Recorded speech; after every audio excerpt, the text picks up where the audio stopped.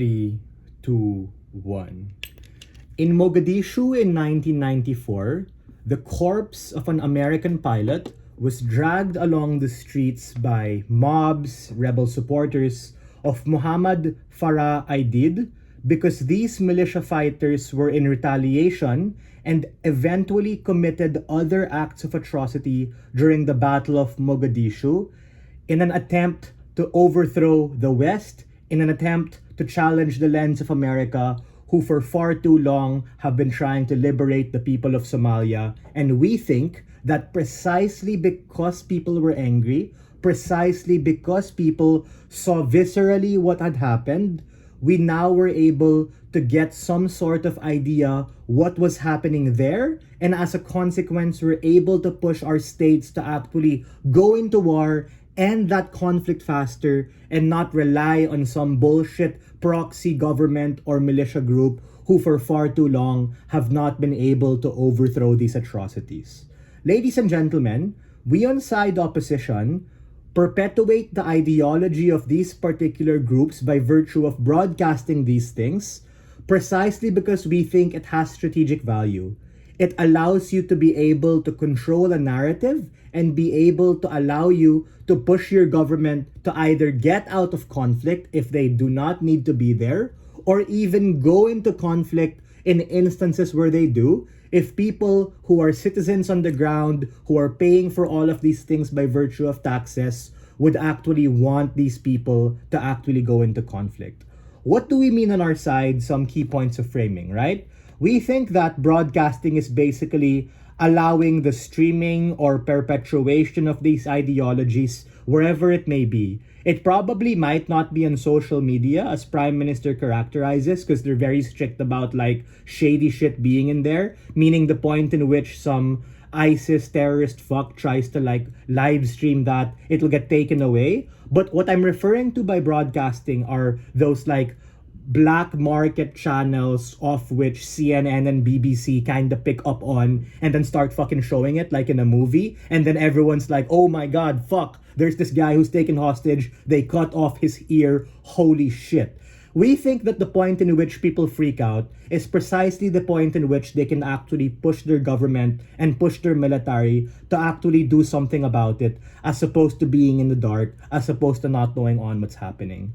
Case in point, the atrocities that we saw being broadcasted during Marawi in the crisis or slaughter of the SAF 44 is precisely what pushed people to hold generals in the Philippine government responsible to actually go into this particular conflict better and faster and allocate resources, as opposed to them being in the dark of not knowing what's happening. Because here's the thing, right? If you read in a headline or you read in a paper that 3 people were beheaded, as opposed to being able to see the visceral reality of that, when you see it on the news happening real time and people are losing their shit, is exactly the point in which people are forced to intervene. There are a few things I'm going to prove to you on my side of the house. Number 1, why states and societies should allow this information to perpetuate. Number 2, how people can make a more informed decision when they have a plurality of information, such as going to war if they deem they need to, or not going to war and withdrawing if they don't feel like we should.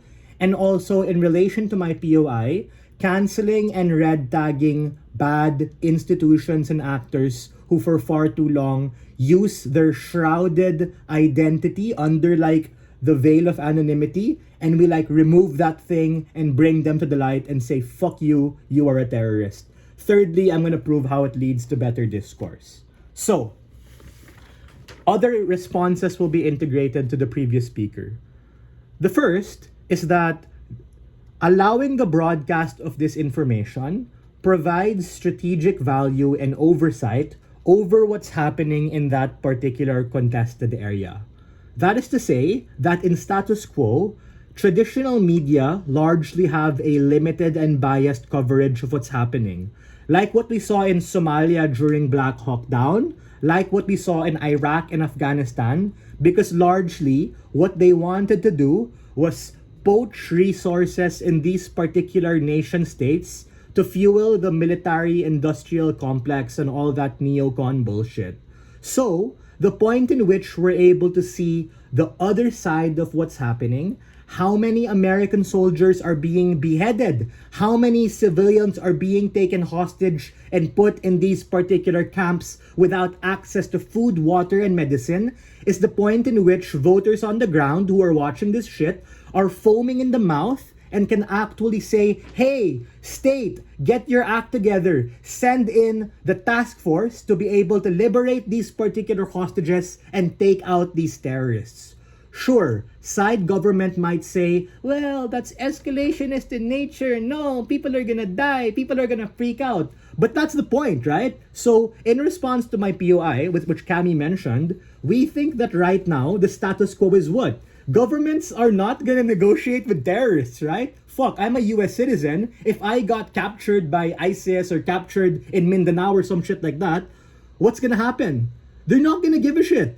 Because I'm not the kid of Bill Gates, I'm not the son of a Fortune 500 CEO, I'm not a rich individual in that nation state. So, the status quo is that we do not negotiate with terrorists because of the Patriot Act and post 9/11, right? So, if we want nation states to make more nuanced and informed decisions, we really need to be able to push particular individuals, such as those in power, to make those particular decisions.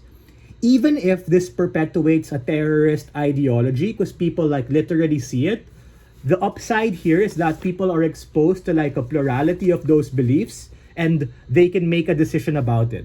This is me even ifing that there's no strategic value, like I implied in my POI. Like there's no way we're gonna be able to know where they are and stuff, and people just freak out.